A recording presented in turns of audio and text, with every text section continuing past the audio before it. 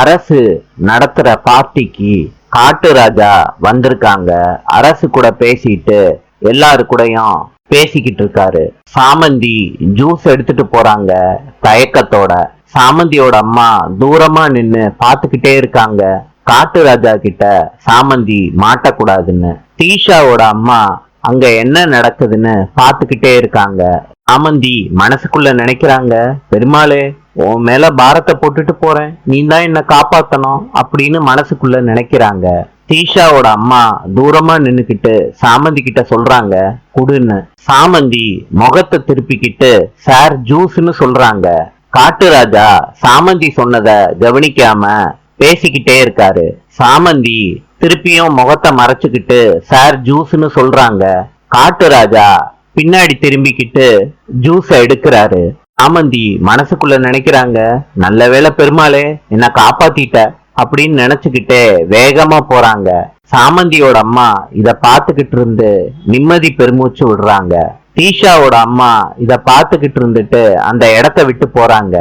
ஆதவ் கேக்குறாரு, ரோஜா நீங்க ஸ்டேஜுக்கு போலேன்னு அப்செட் ஆலையே. ரோஜா சொல்றாங்க, ஏன் ஆதவ் இந்த மாதிரி சொல்றீங்க? இங்க இவ்வளவு தூரம் கேக்குறது தான் எனக்கு ரொம்ப வருத்தமா இருக்கு. இது நம்ம குடும்ப ஃபங்க்ஷன். ஆதவ் கேக்குறாரு, வாட் டிட் யூ சே? ரோஜா சொல்றாங்க, இல்ல சார், நான் உங்க ஆபீஸ்ல ஒர்க் பண்றேன், நம்ம எல்லாம் ஒரே ஃபேமிலி தானே, அப்படி இருக்கும்போது நீங்க இவ்வளவு தூரம் எக்ஸ்பிளைன் பண்ணணும்னு தேவையில்லை sir. Really I am very comfortable. Aadhav சொல்றாரு, தேங்க்யூ ரோஜா, தேங்க்யூ, இப்போதான் எனக்கு நிம்மதியா இருக்கு. தீஷா தூரமா நின்னுக்கிட்டு ஆதவ் ரோஜா கூட பேசுறத பாக்குறாங்க. அவங்களுக்கு அழுகையா வருது. ஆதவ் இன்னொரு பொண்ணு கூட பேசுறத பார்த்த உடனே தீஷா அவங்க மனசுக்குள்ள சொல்லிக்கிறாங்க, இவன் என்ன ஆதவ் மாமாவை கூட சிரிச்சு சிரிச்சு பேசிக்கிட்டு இருக்கா, இவளை விடக்கூடாது அப்படின்னு சொல்லிட்டு வேகமா போறாங்க. தீஷா கோடீஸ்வரன் பார்ட்டிக்கு வந்தவங்க கிட்ட நான் அரசியோட சம்பந்தியாக போறேன்னு சொல்றாங்க பெருமையா. கோடீஸ்வரர் கிட்ட பேசிக்கிட்டு இருக்கவங்க இத நம்ப மறுக்கிறாங்க. தீஷா கோடீஸ்வரனை கூப்பிடுறாங்க. கோடீஸ்வரன் சொல்றாரு, நான் முக்கியமான கெஸ்ட் கிட்ட பேசிக்கிட்டு இருக்கேன்ல. தீஷா சொல்றாங்க, அப்பா அதை விட முக்கியமான விஷயம்ப்பா, வாங்கப்பா. ஒரு நிமிஷம் சார், போயிட்டு வந்துடுறேன். தீஷா அவங்க அப்பா கிட்ட ஆதவ் பேசிக்கிட்டு இருக்கத காட்டுறாங்க தூரமா நின்னுக்கிட்டு. கோடீஸ்வரன் இது யாருன்னு விசாரிக்கிறாங்க.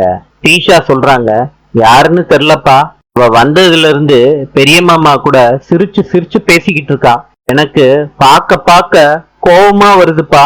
கோடீஸ்வரன் சொல்றாரு, சின்ன குழந்தை மாதிரி கம்ப்ளைண்ட் பண்ணிக்கிட்டு இருக்காத, உனக்கு என்ன ஹெல்ப் வேணுமோ அதை நான் செய்யறேன்னு சொல்லியிருக்கேன்ல.